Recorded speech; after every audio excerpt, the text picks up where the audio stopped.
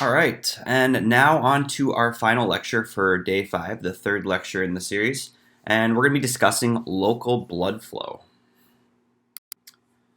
Take a minute and pause and print if you'd like to fill in your worksheet as we work through this. Got a couple of jokes to start us off, as always. If you follow the biology Instagram page, you might have seen a couple of these, but bear with me. First, we got great job, 5 stars, a Google review here, and the cake says, "Happy birthday, Dick." Ha ha ha. Don't write that. His name is Matt. And then we got this, we got the black mirror, right? Your screen on your phone or your tablet, and it never looks good. And then finally, we got this silly goose here. It says, "When I'm CC'd in an email."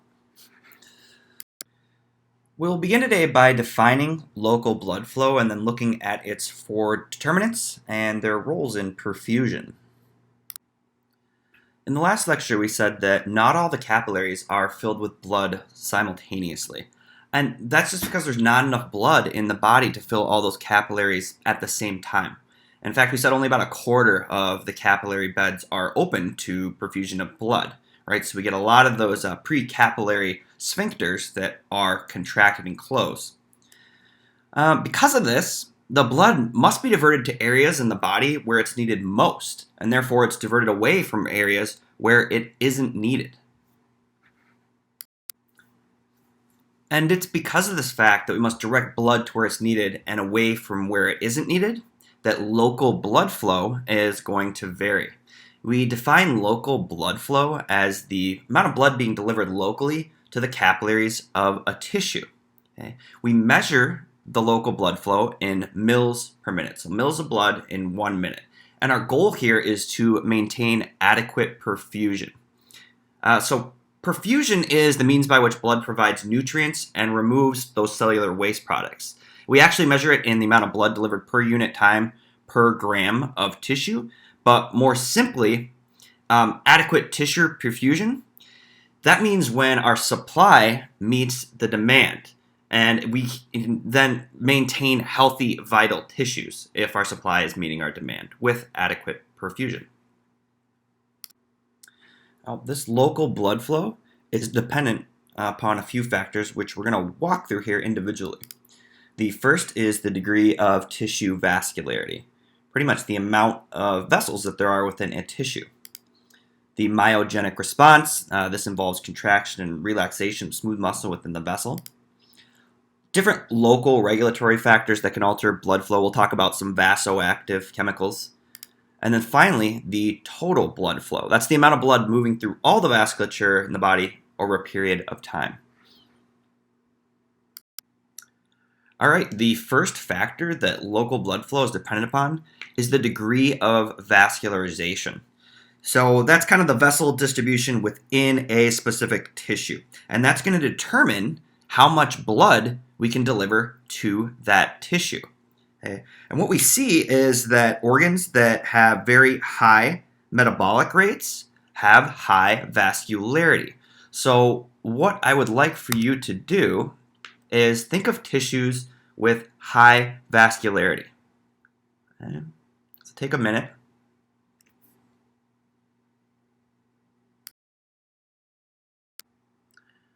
Maybe you came up with an example or two. I guess some of the more obvious ones would be the brain and skeletal muscle. And now that we've worked through cardiac unit, the heart as well. And then we also have the liver. So these tissues all have high metabolic needs. They need constant input of oxygen and nutrient. And therefore, they have a high degree of vascularization. So let's think of some tissues now that may have low vascularity. So take a second, think of that. Some structures that have very little vascularity would be the tendons and ligaments, those connective tissues. They're dense, regular connective tissue, and they don't have a lot of vascularity. And then some tissues have no vascularity, and we say that they're avascular. These include things like our epithelial tissues that we talked about earlier, right? They're lining our cavities and our outer body, so no vascularization. Cartilage, those chondrocytes. And then the cornea and the lens of the eye. And remember, that's because it would obscure our vision, and we talked about that last semester. The degree of vascularization can actually change, which brings us to angiogenesis. So just looking at that word, what do you suppose it means? We break it down. We got angio, which means vessel, and genesis, which means production. So you guessed it, angiogenesis is the formation of new vessels. This occurs over a period of weeks to months, and the goal is to keep perfusion adequate when our body changes. So, as a think, pair, share, we got a lot of these today. Can you think of changes where angiogenesis would be necessary? We've talked about one of these more recently. Well, as an example, angiogenesis is stimulated within skeletal muscle in response to increased aerobic training. So we have to deliver more oxygen to that skeletal muscle, and this will stimulate new vessel formation, provides more oxygen to the muscle tissues where it's needed. Another instance would be within adipose tissue. So angiogenesis is going to occur within that adipose connective tissue if we gain a lot of weight in the form of fat deposits. So that new tissue is going to need a blood supply. Oxygen as well, right? Here's another very cool example of angiogenesis. So angiogenesis can occur in response to this slow, gradual occlusion. Remember, that's a blockage of our coronary vessels in the heart. So we can provide an alternative route to deliver blood to the heart itself. So over time, the heart can create its own bypass via angiogenesis. So here we see this occlusion, and then over time we get this collateral artery that is essentially rerouting around this occlusion here. So it provides an alternative blood route, and we call that a collateral artery. And the collaterals then bypass the area of the narrowing and help restore normal blood flow to the heart. Pretty cool. Just as we can have increased vessel formation for an area that's experiencing higher metabolic needs, let's say it's skeletal muscle, if we pick up a new aerobic exercise regime, we can have regression of vessels as well. So let's say you started exercising and then you had angiogenesis occur, right? You need to supply those skeletal muscles with more oxygen and nutrients. Then let's say you take on a sedentary lifestyle. So we have this couch potato down here, this image. Well, then we don't need to supply those muscles with much oxygen and nutrients anymore. And that's when we'll experience regression, which is a return to previous state of blood vessels. Okay, we don't need as much oxygen delivered to those tissues anymore. We can also see this if we had a lot of weight gain. As I said in the previous slide, you put on a lot of adipose tissue. That needs a blood supply. But then let's say you start working out and you lose a lot of weight, like in this top image. Well, then we're also going to lose that blood vessel supply to that tissue that no longer exists. Let's apply this concept of angiogenesis then to cancer and tumors. So here we have a mini case study on tumor angiogenesis. So on the left, you can see we have a small tumor. And the trouble arises when that cancerous tumor releases molecules that cause host cells around it to release growth factors that are going to stimulate angiogenesis. So here we can see this sprouting capillary. And in this manner, then that tumor, over time, can get its own blood supply. So cancer cells and tumor cells, just like normal cells in the body, they have metabolic needs. So they're going to need oxygen. They're going to need removal of waste. And the problem arises here when this tumor, this cancerous tumor, gets this blood supply. Well, then we can release cancer cells into the blood, and this is called metastasis. So you've probably heard of metastatic types of cancers.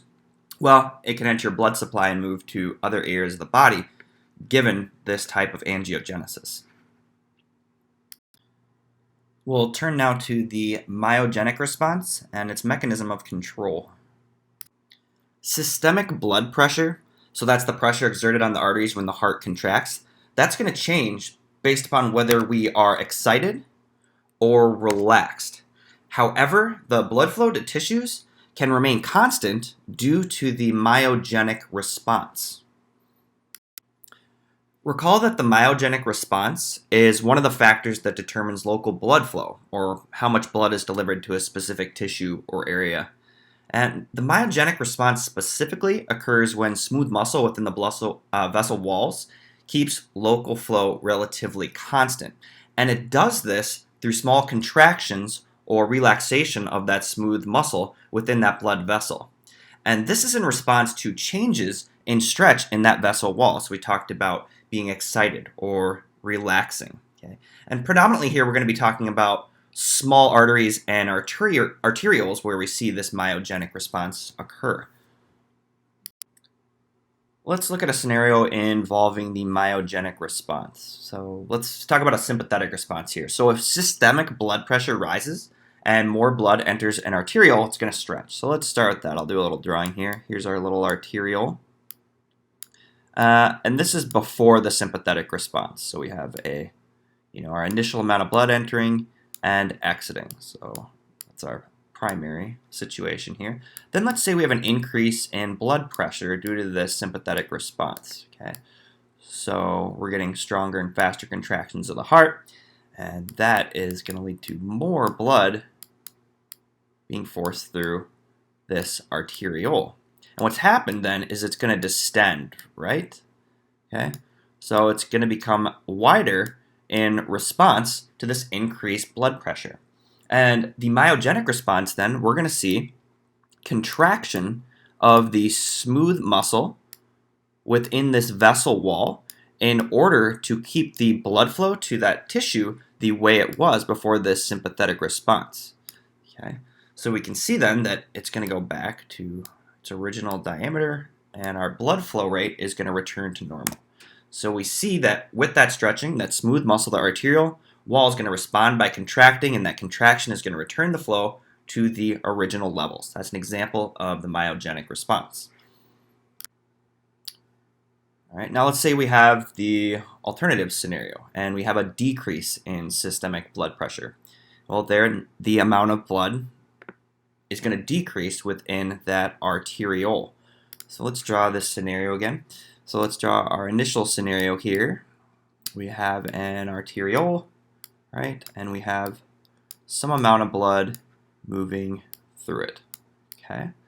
But then we're going to have a decrease in blood pressure, perhaps parasympathetic response, okay? And then that's going to mean that there is less blood moving through this vessel than there initially was because there's lower blood pressure, right? So what we're going to do then, and it's key to remember we talked about vasomotor tone. So these vessels, the arterioles, remember they're in a state that is slightly contracted when they're at rest. So what we can do is we can dilate this a little from that state of contraction. We can widen the arterial walls with that smooth muscle. We can dilate, and that's going to increase our blood flow to these initial levels. So that's situation 1, and this is situation 2.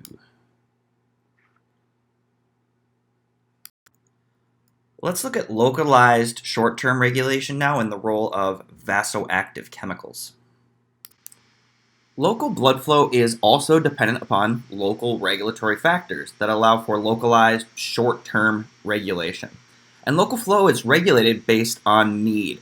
So let's say you're exercising and you need more oxygen, right? So this guy's got that notorious shake weight going here and he's really sweating it up. Or maybe we have some tissue damage and we see, therefore, a localized inflammatory response. Okay?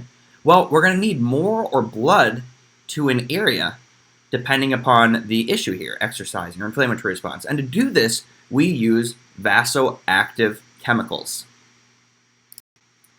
We can alter blood flow by changing concentrations of certain chemicals. And again, we call these vasoactive chemicals. So vasodilators are chemicals that dilate arterioles and they relax those precapillary sphincters. Remember we talked about? So when we relax those precapillary sphincters, that allows blood to flow into the true capillaries and we increase the flow into those capillary beds.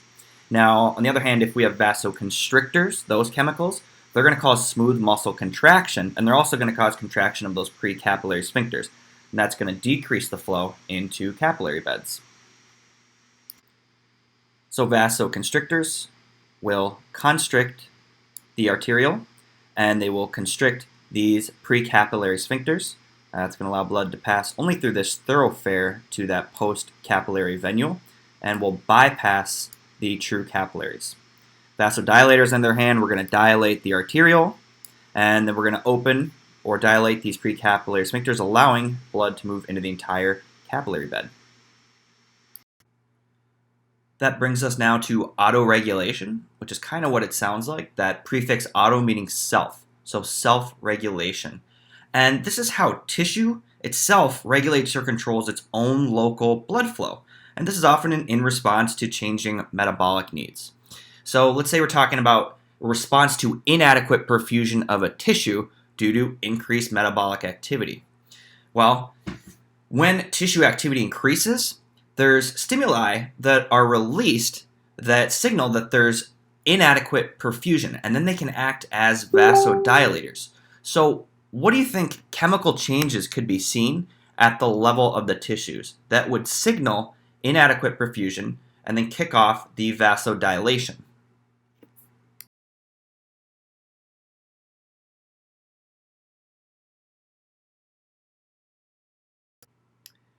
What chemical changes could then be seen at the level of the tissues? Well, if the tissue is not adequately perfused, then we're going to see a decline in oxygen and nutrient levels. And simultaneously, there's going to be an increase in carbon dioxide, lactic acid, and hydrogen ion. Those local changes in that chemical environment, they can act as local vasodilators. So they act as a stimulus to cause dilation within those arterioles. And therefore, we can return the local blood levels to where they need to be to get adequate perfusion. And as those tissues then become adequately perfused, those stimuli that we had, such as low oxygen, high CO2, those are going to return to normal levels. And that's going to act as a negative feedback response to constrict the vessels back to their normal diameters in order to maintain homeostasis. Autoregulation is most apparent when we temporarily disrupt blood supply to an area and then restore it. When we disrupt the blood supply, that tissue is deprived of things it needs like oxygen and nutrients, and then at the same time, metabolic wastes accumulate. When we restore local blood flow to that area, we're going to see an increase in blood flow. Okay? And we call that reactive hyperemia. We have additional blood supply there to quickly supply oxygen and nutrients and help remove those wastes that have accumulated.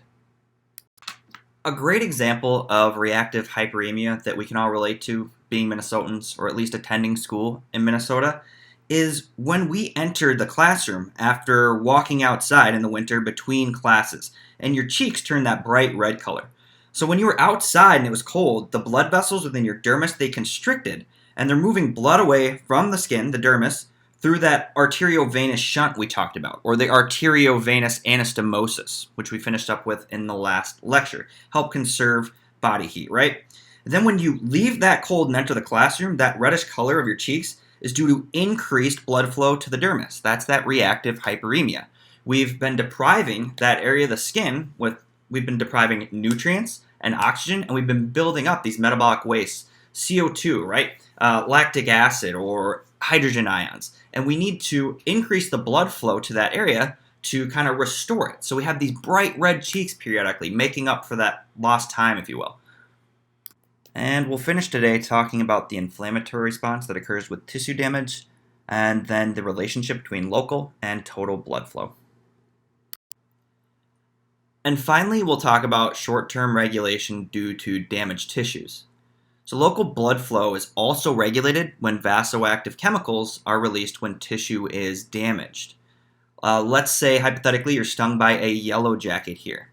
Well, due to that trauma, we're going to see that histamine and bradykinin, two vasoactive chemicals we've talked about before, they're going to cause arterioles to dilate. So they're vasodilators. And this is going to be in response to trauma, allergy, infection, even exercise can lead to the release of these chemicals. Okay. The reason this causes localized swelling, so we get vasodilation, we get increased blood flow to that area, which causes swelling. And along with that blood, we're carrying the cells of the immune system, hopefully to kill any bacteria or anything that's coming in with that trauma. Now, Interestingly, histamine and bradykinin, for example, they can also stimulate release of nitrous oxide, another vasodilator. So this can also help increase swelling or blood flow to that area. And we'll finish today with a mention of total blood flow. So local blood flow that we've been talking about is dependent upon total blood flow. And total blood flow is the amount of blood transported throughout your entire vasculature over a period of time. So we talk about this generally in liters per minute. And this is also equal to cardiac output. So that's about 5.2 liters per minute if we're sitting around at rest.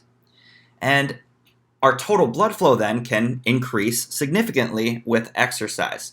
And as it increases, that allows for more blood being available to tissues that need that blood. And regulation of total flow depends on both the heart and the vessels. And the role of the vessels in regulation of our total blood flow is what we're going to talk about in the next few upcoming lectures. So that's it for day 5. We'll see you tomorrow with day 6.